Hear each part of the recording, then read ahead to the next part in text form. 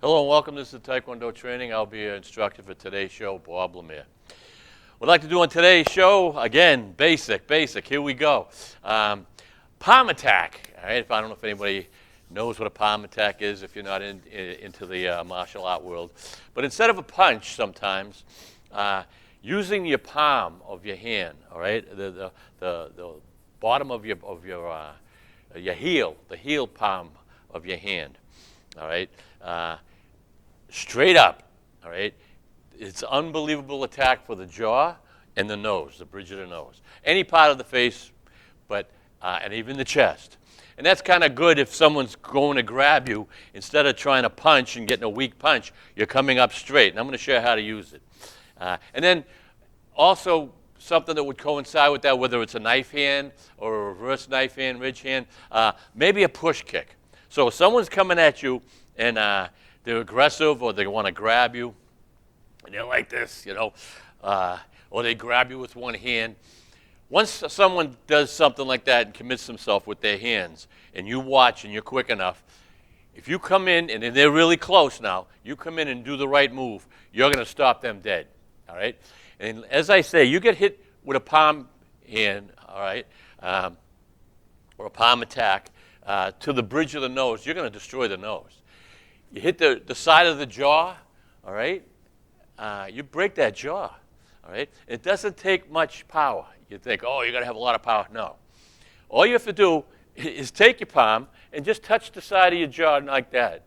Or the bridge of your nose, very lightly with the bridge of your nose, right? It hurts. And that's just touching. If you come in with a nice snap, it's just going to break all the bones here. And it's going to give you time to follow up with another kick or run. All right, so palm hand. Or palm attack. You know, this is your whole palm, but the bottom part of your palm right here, all right, and all that meaty part is like a muscle. Take your hand, all right, this is how it's going to end up, all right. My thumb's out here, it shouldn't be. Keep your thumb kind of close, not hanging out, and your fingers not hanging out this way. Because if you hit hard, you can snap them. But if they're kind of bent in this way, all right, you're going to prevent injury if you don't do the attack right. So, and by doing this, you're tightening the bottom part of your palm. All right. When we do this, it's just like you're going to throw a punch, because you still want that snap. You want to start in this direction and snap this way. All right. Snap this way, and what you want to do, it's almost like a push. All right. Or, you know, your punch. Here's your punch.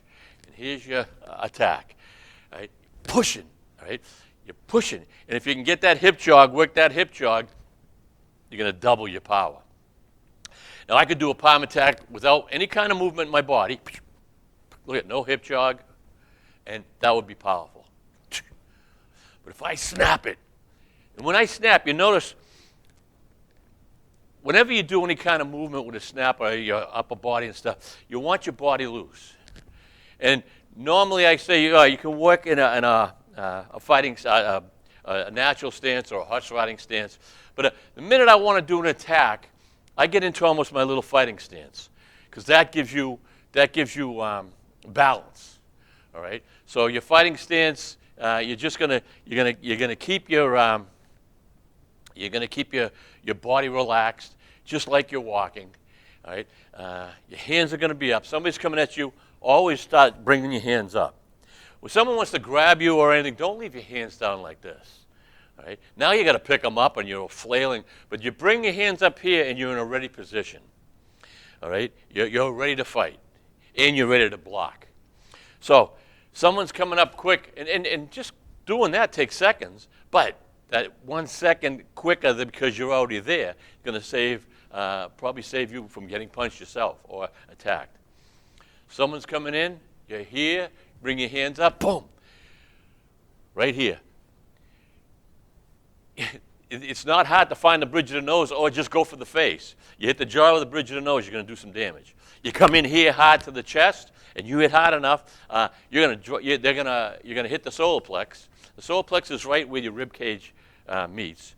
And if you go down and you press, all right, You're going to feel like the bone right there.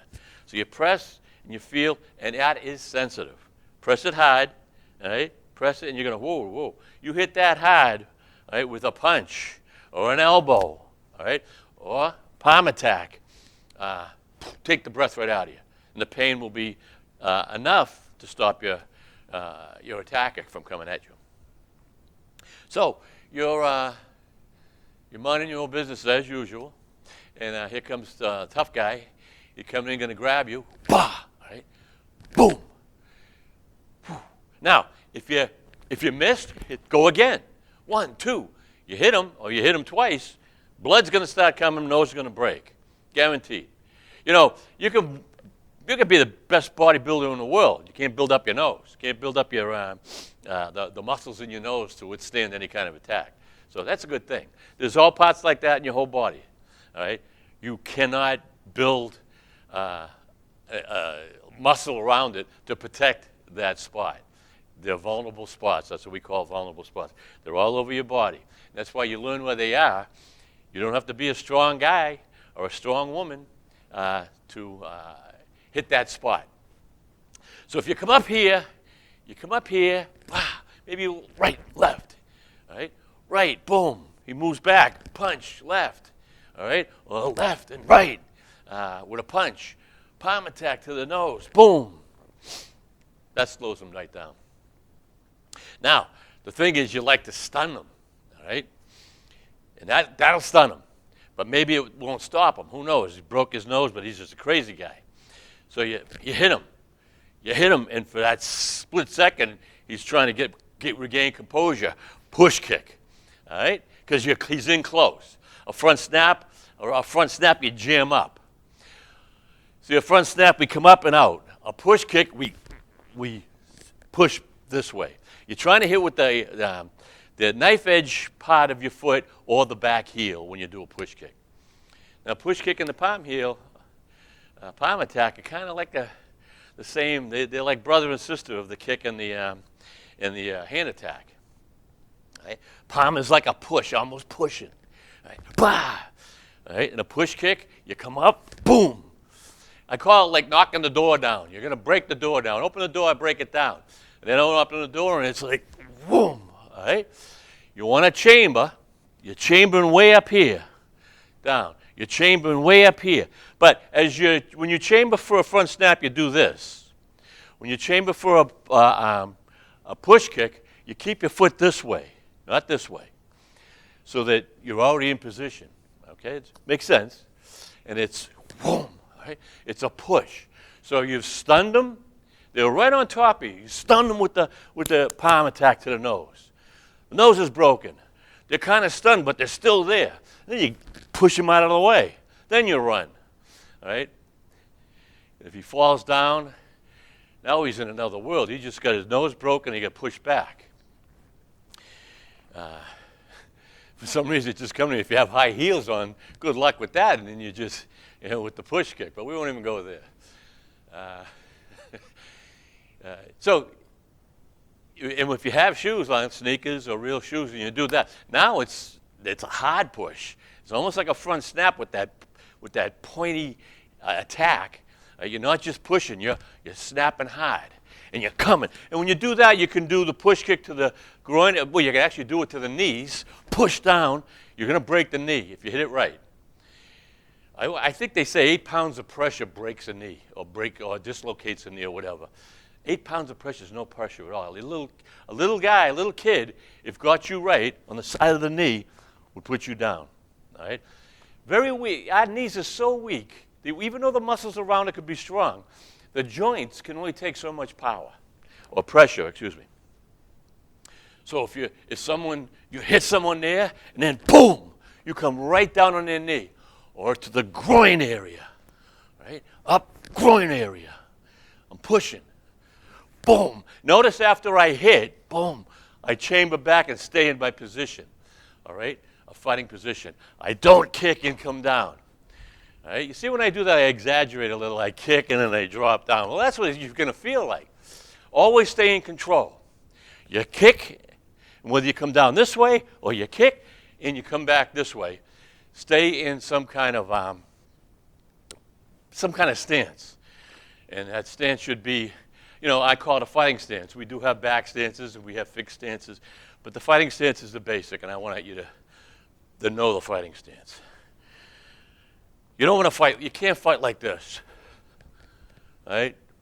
You don't fight with 2 feet like this. You fight this way, because now your lateral movement, your horizontal movement, you can move any direction and keep balance. This way you get hit, you fall back if both feet, all right? This is a good way to just train a horse riding stance. And you just stay in the mirror, but you don't fight in that stance, all right? Some people might differ, say, I could fight in that stance. Good luck with that.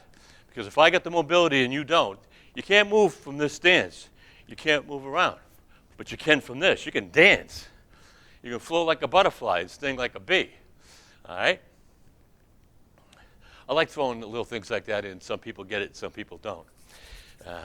Where did he get that? I didn't make that up, float like a butterfly and sting like a bee, that's for sure. So that's so easy, all right? You just put your hands up. They're coming in. So maybe they want to grab you with one hand. Boom! It's so fast that they're not going to be ready because they're like this. And a lot of times when crazies are coming at you, they put their face at you.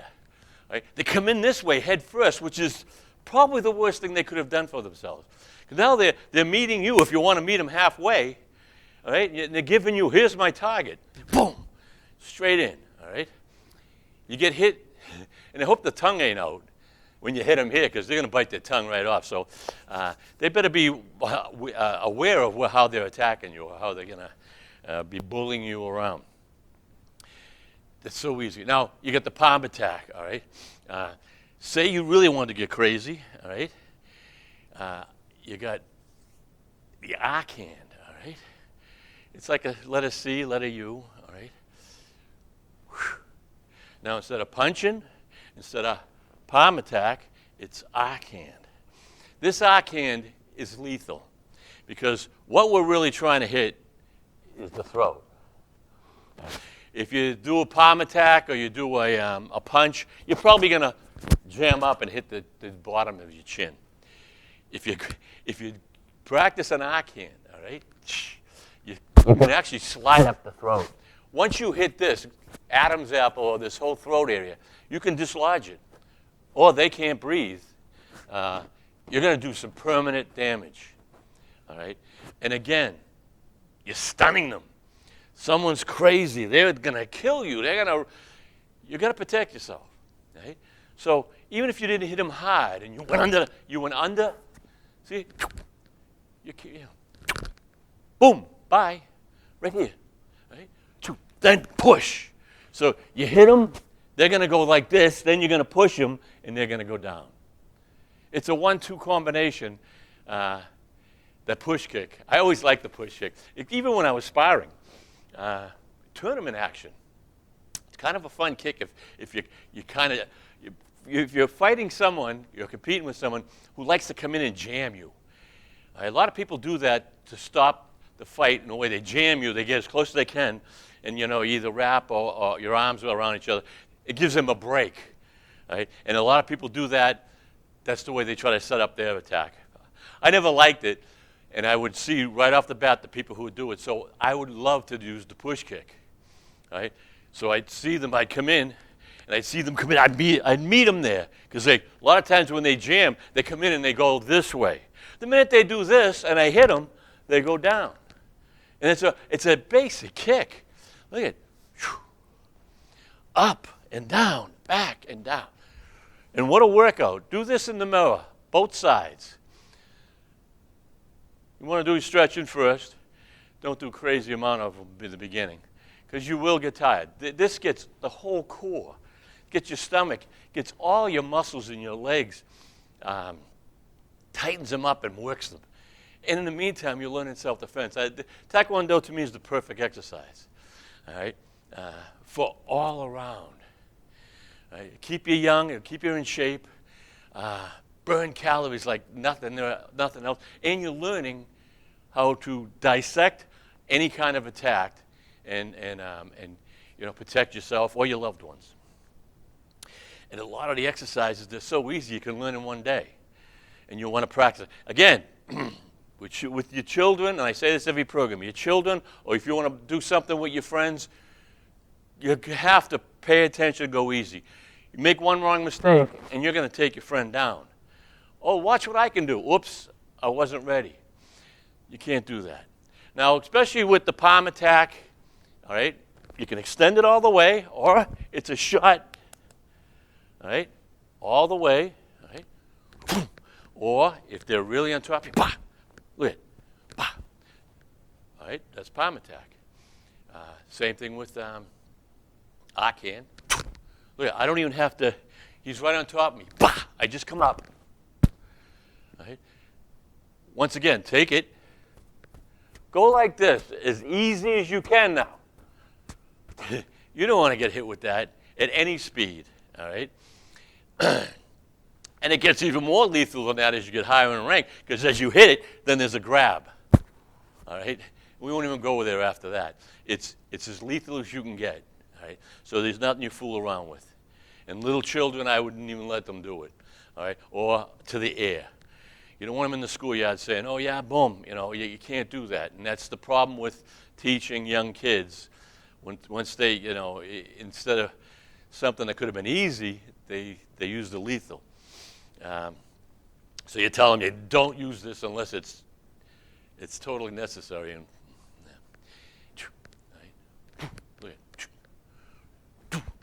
I go like here. Right. When you do your push kick, try to get your foot and your knee as close to your chest as you can, because you're going to only have a couple of feet to use it if they're on top of you. So you have to really practice that. That's tough for a lot of people because, of their body structure. Do it the best you can. If you can't bring it way up, bring it up as far as you can, and now you got a low push kick to the knees. All right? Pretty basic, and they're fun to do. Good workout. And then, as I say, you practice, bah, bah. You could practice the arc hand and a front round kick. All right? You can practice arc hand and front snap kick. All right? Any kick you want. If someone's really close to you, I think the push kick's really good for you to push them away. And if you push them away and they just stagger, then you come in with another kick, another combination. As I say, you're never done with your combinations. You hit, you're ready again. You can hit, you can come at them. Both feet, both barrels are shooting. Because a push kick probably is not going to hurt them enough. It's going to push them back. That'll give you enough room to set up for your next, or you enough room to run. And I know running doesn't seem too manly, but if someone, even if they had a knife, or if someone is trying to threaten you, and you have the chance to run, then you run and you call for help. Everyone's got their phone. Call for help as you're running if you can. 911, and let them know you're doing it. Always show them, hey, they're on their way. Just say they're on their way. And that stops them. They don't want to get arrested.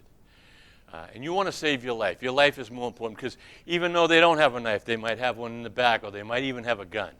And now they've seen that they can't bully you, or they can't attack you or rob you, whatever.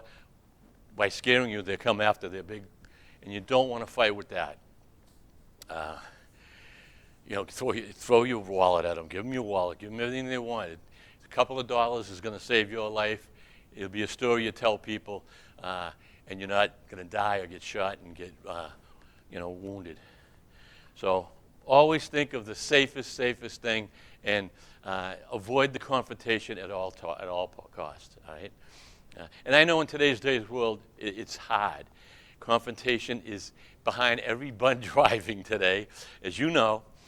In stores, people they kind of allow a lot out for themselves, and you get out of my way, and you let them go, and they have to live their life that way.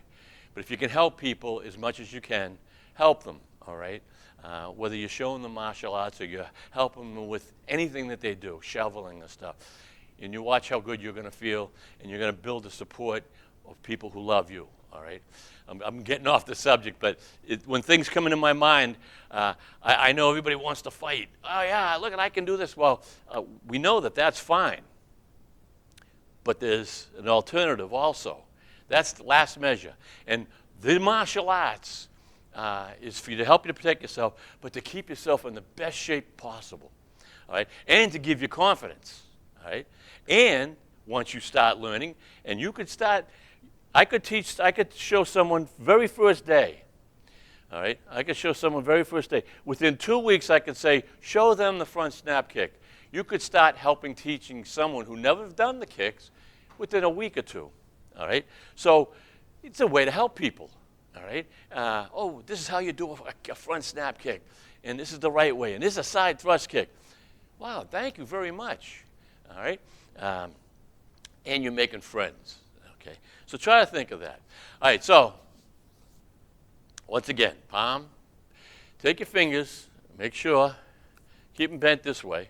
You don't want to throw a palm. You can throw a palm like this, wide open, you can, right? As long as you're trying to hit with the palm, right? But if you keep your fingers in this way, you're going to tighten things up even more, and it's going to be, all right, going to be more structured, right? And look at, it can be a full long, and see how I'm twisting? Same as I twist my arc hand, spare finger. I'm twisting so that I can get that snap at the end. If I didn't twist, I didn't twist, all right? But you're going to lose half your power or more, all right? So you try to twist and get that hip jog, and everything moves. The more you practice this, the better workouts you're going to get, the faster you're going to get, the stronger you're going to get. It's all come down here in the hip. And each martial art group calls it something else, and whether it's chi or the core, well, whatever they want to call it. We all call it different things. We call it the hip jog. Come right up from the hips, and that's where your power is. Again, baseball players, they don't bat like this. Hip jog. Golfers. All right? You watch a golfer now, you're not going to see a golfer go, all right? They're going nowhere. They get up, and they take their hip, and they snap their hip, and their whole body, like a whiplash, comes in. All right? Football. You can't throw a football just like this. You see when I do this, how awkward it looks? You grab a football. No, they grab the football, and they're the Hail Mary, and boom, the hip comes up, and everything follows through. Most sports, all right, most sports you're going to have that. All right, anything that you need to use power in your upper body, especially to throw something or to block or do whatever you're going to do. Tennis, they come in, whoo, whoo, tennis. The hips, that's where your power comes from.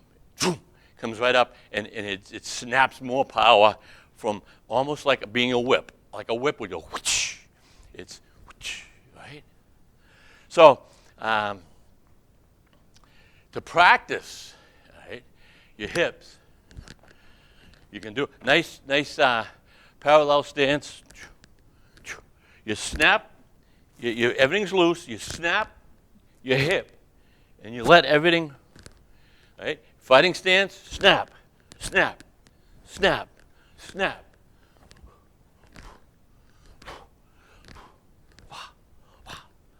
All right?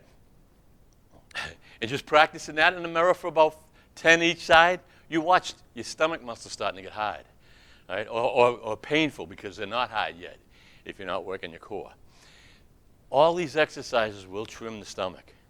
They'll get all your body parts working. It's not like you're going to lift weights and get. What it is you're going to get loose and stretched, right? And they're going to work, and they're going to be. Every muscle is going to be used to doing something and being loose. That's how you avoid injury, right? By stretching, right? And then as you constantly do repetitions, that's when the muscles start getting tired and building, right? Just like lifting, they get tired and they will build, all right? They'll rejuvenate themselves, regenerate, and that's how you stay in good shape. As you get older, you slow down. It does slow down. You try as hard as you can, and that's through experience also, not to get hurt. Do whatever you can, even if you have to slow everything down a little, even half. Keep your workouts going, but do not get hurt. All right? Your body will wear over the years, but you can slow that down by 25%, 50% than normal if you didn't do anything at all. All right? You keep the juices flowing. And people go, well, your juice is flowing. What are you talking about? Your whole body, your blood system, everything that makes your body, you want it flowing through your body, through all your organs, all right, all your muscles, all your joints, and it lubricates your joints in its own way. All right? If you sit down and you do not do anything, everything's going to get tighter, shrink down, tighter, tighter, until this atrophy sets in and you have a hard time walking, never mind moving around. All right? I hope you enjoyed today's show. I go off on a tangent every once in a while, that's me.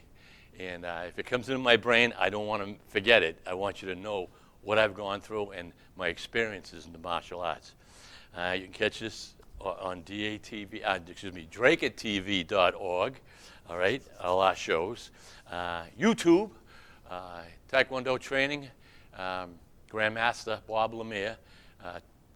You'll be able to get that at my shows, all the shows we're doing, and the podcast, the sports podcast, USTS, the Ultimate Sports and Training Show.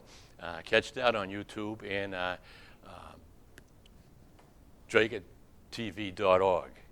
Okay, and you'll enjoy watching. Hope you enjoyed the show. Till next time, have fun and train hard.